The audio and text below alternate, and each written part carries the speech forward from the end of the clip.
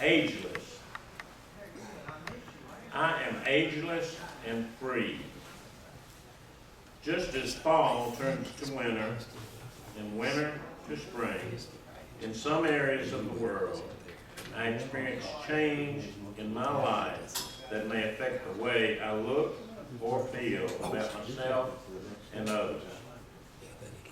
Yet there's no change in my age or physical appearance or life that can alter the underlying truth. Through the Spirit of God within, I am ageless and free from limitations. I am a living expression of God's love and life. Young or old in spirit, I welcome each moment as an opportunity to find a new way to express my divine nature. God's love in me frees me from the limitations of the past and inspires me to live joyously now. Like new buds in the spring, I am born anew each day. I am ready to follow where Spirit leads. I am ageless and free. This is Daniel 2. Blessed be the name of God from age to age, for wisdom and power are His.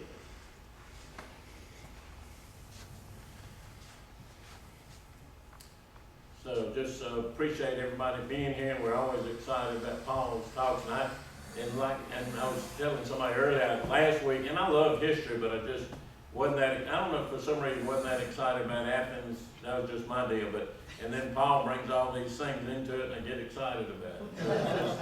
And I'm still waiting. I can't wait till next week. And correct me if I'm wrong, but you're going to tell us about the connection of Texas to the sacred cities, or well, to all sacred cities, yeah.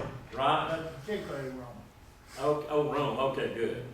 Glad to get that clarification. So that stay tuned for that.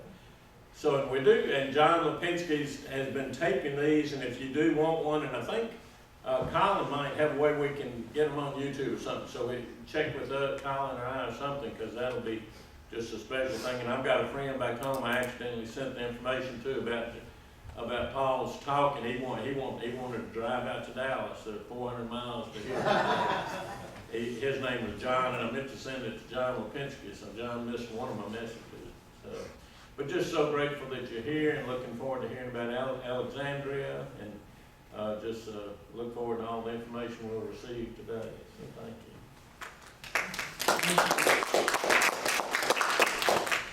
Thank you, Barry. It's just always a treat to be here. Colin has put it on YouTube or put it online. So maybe later you can put the address up for folks. Here, and I'll send it out if anybody wants to. We'll get it. Yeah. Okay, so if you're interested in this kind of thing, it is on videotape. Now, last week we talked about Athens, and it does sound kind of like a dull topic. It was for me until I got into it also, Barry, and realized really how very, very important Athens was and is to our culture. Now, the same thing applies to Alexandria, but to explain that requires quite a bit of background and history, so I'm going to try to do that today.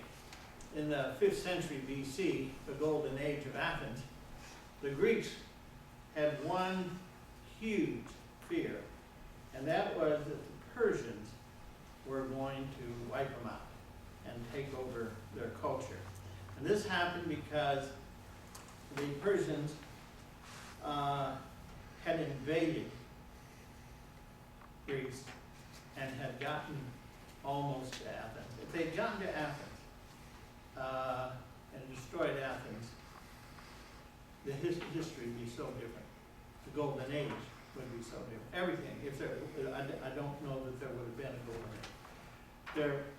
There are so many things that hang on this. I have a question for you, and you all know the answer, I think. Most of you know the answer to this.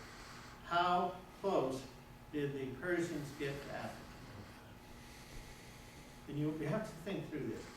You all know the answer, or you can come pretty close to the answer. But what city just north of Athens were they stopped? Boom. That's where the, starts with S. You ready? Again, I'll Sparta? give you a big hint, okay? Sparta? Every year around Dallas, they will have certain athletic competition known as a, right, Marathon is the name of the city. How close is Marathon? Point 2, 3, 4. 26.4 miles. So that's exactly how far it is. That's how close they got. Now, 24.6 miles in today's world is nothing, right? But 26.4 miles in that world was much greater distance. For one thing, it's about what you could walk in a day. But running, a fast runner, how fast do they run that? Well, An hour and 15 minutes. yeah, Less than 2. yeah, I think elite runners have, the Boston Marathon, for example. The elite runners run it in under 2 hours, of course. But an average runner could run it probably in 2.5 hours. Well, unless your name's Paul Bruner, then you can run it in 1 hour and 3 minutes. As you can see, Paul is an incredible physical specimen, and What's the shoes? but it's all about the shoes, right? So anyway, the reason I mention that is that's how important marathon was to the Greeks, that they immortalized it with the race. You know, basically what they were doing is remembering, and so a bunch of people would run the race, and then that just became a tradition, right? And then runners around the world have always looked up or strived for or worked toward running a marathon. Now, keeping that in mind, it was the obsession of the Greeks to permanently end the possibility of the Persians invading again. And this just comes down to us, of course, to Alexander the Great. Now, Alexander the Great, one thing that you want to say about Alexander the Great is this. There are very few people that actually deserve the title great. For Peter the Great, for example. Peter the Great was pretty important in Russia, but had an impact in that one country. Alexander the Great literally changed the world and set up so many things that profoundly influence us to this day. And I'll be going through those things because they all eventually relate back to the city of Alexandria. So Alexander the Great was a young man in his 20s when his father, Philip, died. Now, Philip was planning an invasion of Asia, primarily to defeat, if possible, or certainly to limit the power of the Persians. The Persians had spread all the way from what is Iran today, all the way into Greece.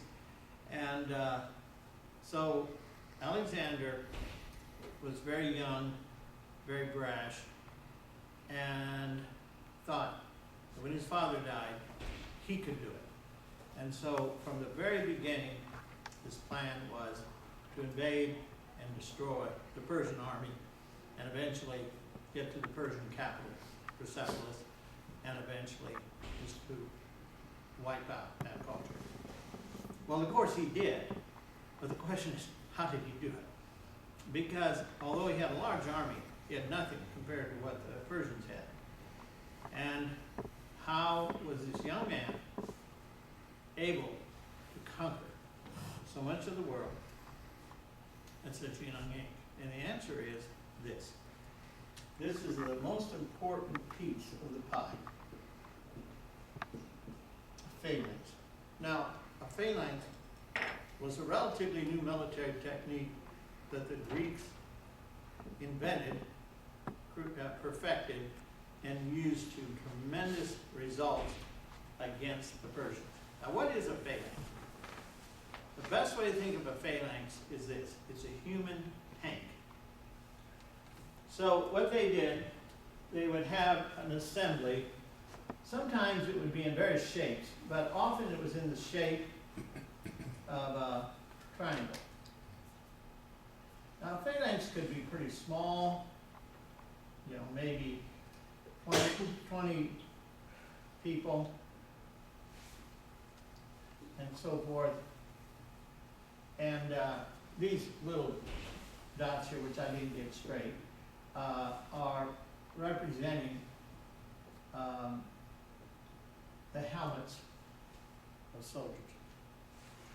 And so what they would do is they would put shields, interlocking shields around the sides and on the back, so that if arrows came or if lances came toward them, they put up the shields and basically nothing could get through.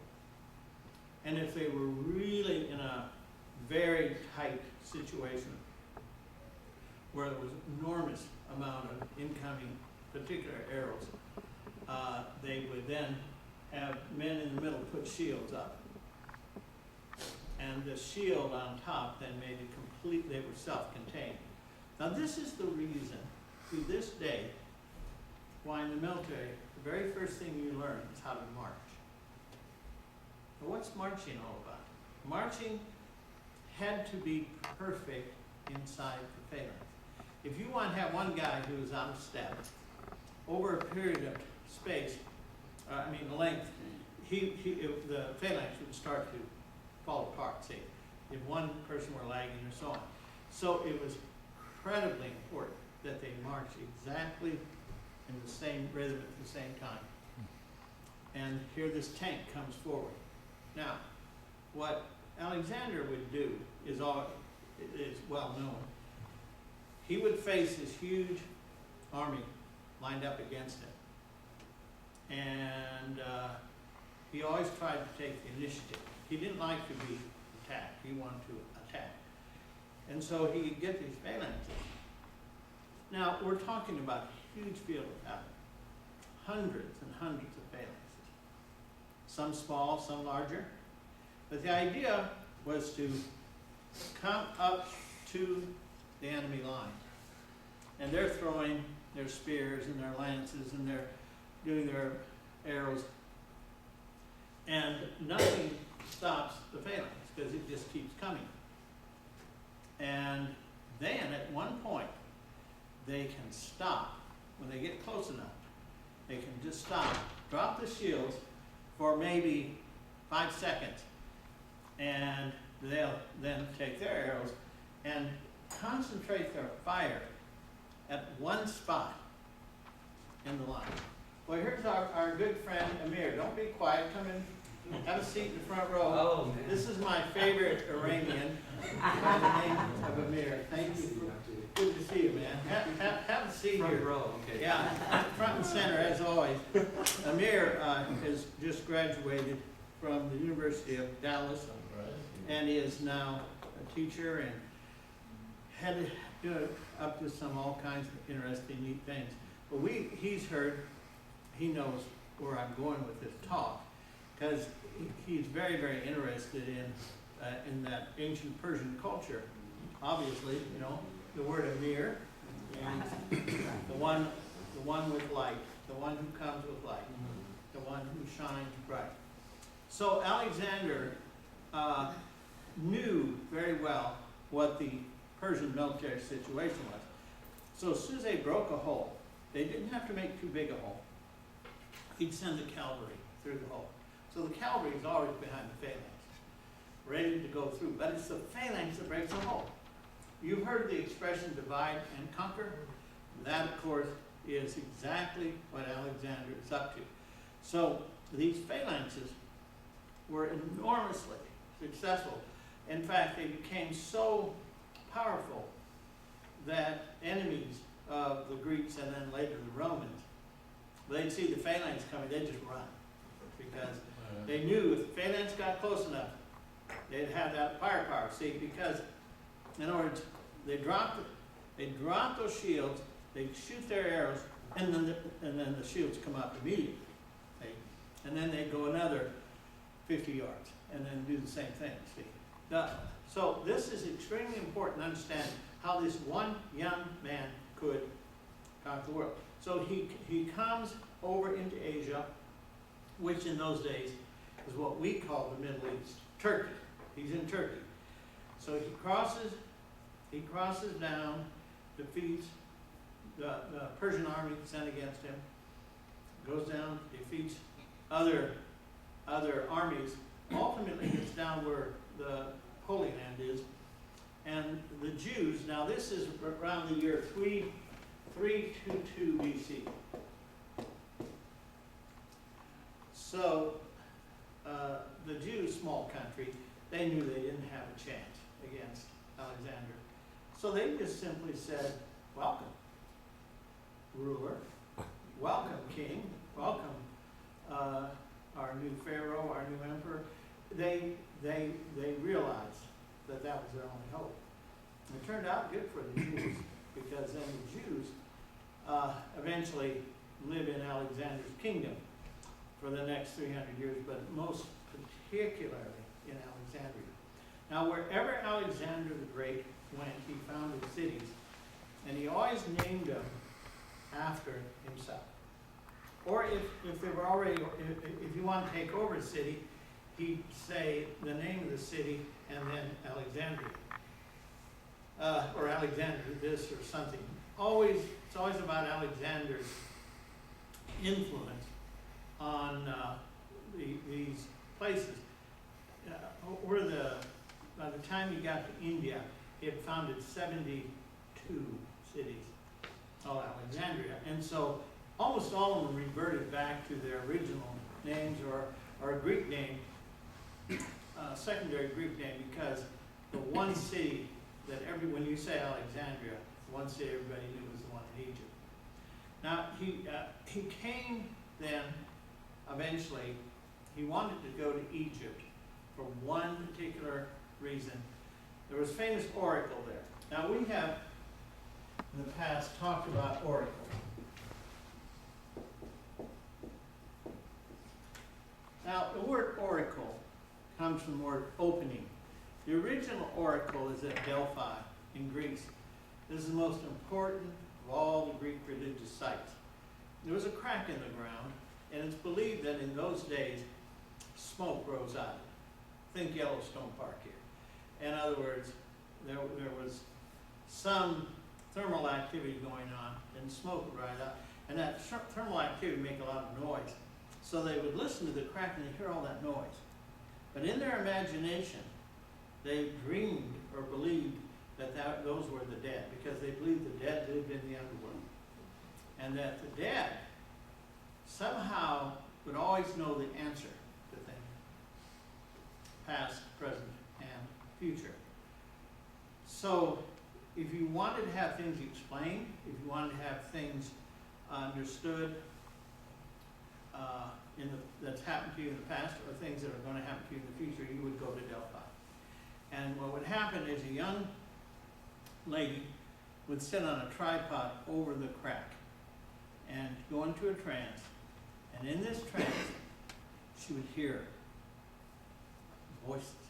Now these voices would tell her something, and so she would say, have some strange sentence that she would come up with after she came out of the trance. And there would always be a priest there to interpret what was said. So you understand how far removed you are. In other words, from the gurgling of water to whatever this girl came to her mind, to whatever the priest thought she was saying, you see, the point is, who knows what God said, right? And but people believed in this deeply. So they would go there. And so oracles then can be anything. It can be a crack in the earth. It can be a crystal ball. It can be tea leaves. The Romans were very big on being gut gazers. They would take an animal and they would, on the altar, they would lay out the animal, almost always a ram, male, of course, because it wasn't too big, and they'd cut open, the guts would fall out, and then they'd study the guts and tell you what the future was. And you say, well, that's crazy. Yeah, we have such things today that people do and have faith in. One of those things is we call science, right? And people have great faith that science is going to solve our problems. Well, the interesting, science does solve many of our problems, but so did gut gazing. They would look at the guts and they would say, okay, now you come, we're interpreting the guts for you here, and this is what you need to do. This is what's going to happen to you if you don't do it. You know, that kind of thing. And so sometimes we extremely help, right? People got PhDs in gut gazing, or the equivalent, right? And it was, I think, an important point to make is that oracles existed as places, but also as kind of concept, horology. I mean, not horology. What am I saying? Astrology, the study of the stars, right? Study of the stars line up. You know, something's going to happen, and that certainly had as much validity as any of the rest of it, right? Now, I mention this because there was an oracle, Siwa, in Egypt, very, very famous from way, way back. And Alexander knew about it. He wanted to find out his future. So he went along the coast, founded the city of Alexandria, and then went way out into the desert to this oasis called Siwa. And there he asked them what was going to happen. And whatever they said to him, he interpreted to mean that he was going to conquer the world. And he believed it. And that gave him impetus, you know, to continue then going east through the Persian Empire all the way to India, where he was never defeated. The problem is, every time he went a battle, there was another civilization, another country, endlessly. And so he never did get to it.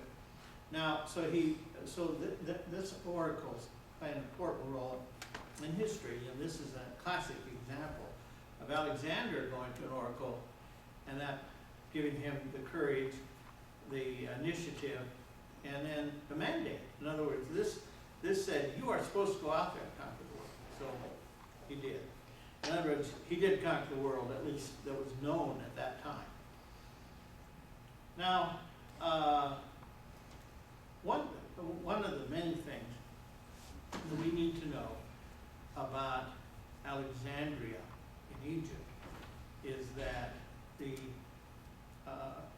Jews found it to be a very attractive place to live. And so it is said there were more Jews living in Egypt than there were actually in Israel. And of those, most of those people lived in Alexandria in the Jewish quarter.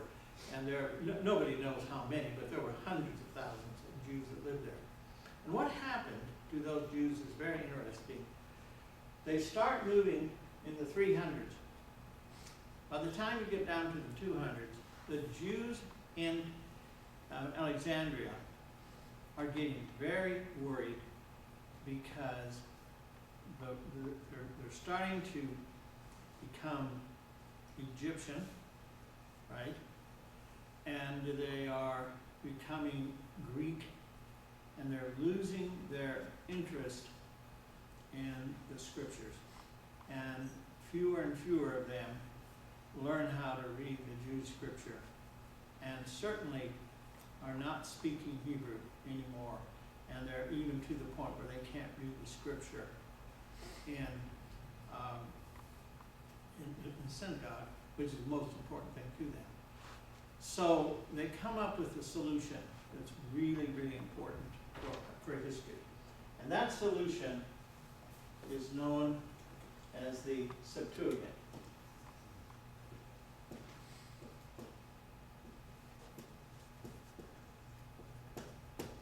Now the Septuagint, which means the 70, these are the 70 men who were then hired to translate the Torah, first 5 books of the Bible, into Greek. Now, this may not sound like a big deal, but it was a huge deal because, first of all, the Greek ruler of Egypt named Ptolemy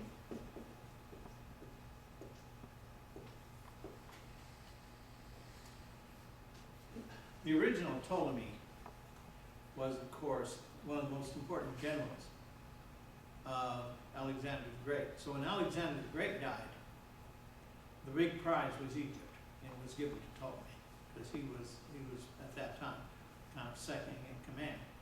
So the Ptolemies then ruled Egypt for the next 300 years, more or less.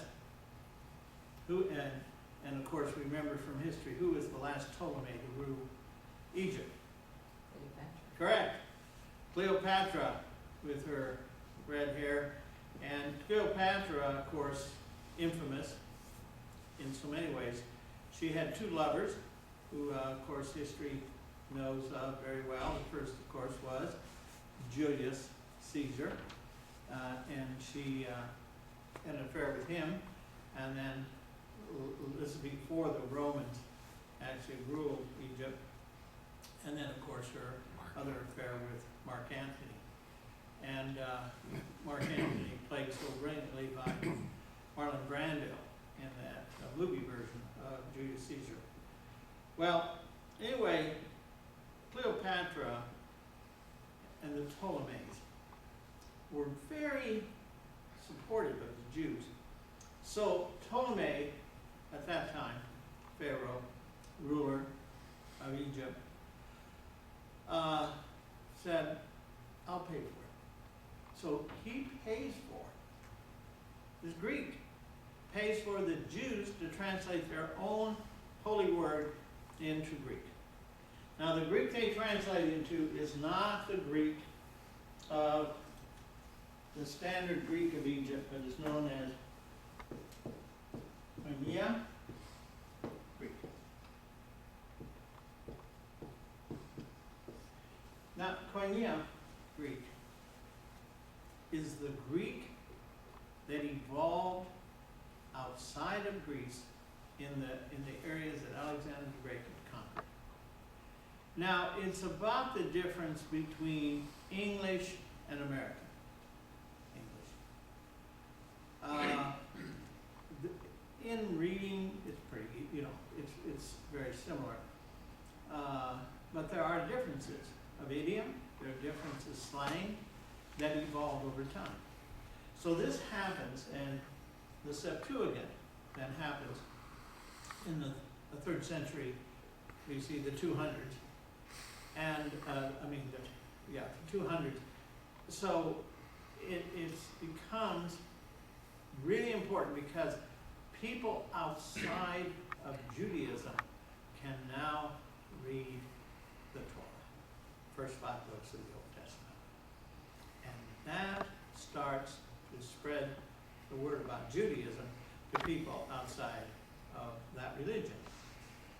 But more to the point is that later on, when Jesus quotes the Torah, which he does often, he does not quote the original Hebrew, but he quotes the Septuagint. You say, well, how do you know that? Because there's certain idioms and certain ways of saying things and certain words used in the Septuagint that are not used in the traditional Hebrew Bible. So that's important. That tells you right there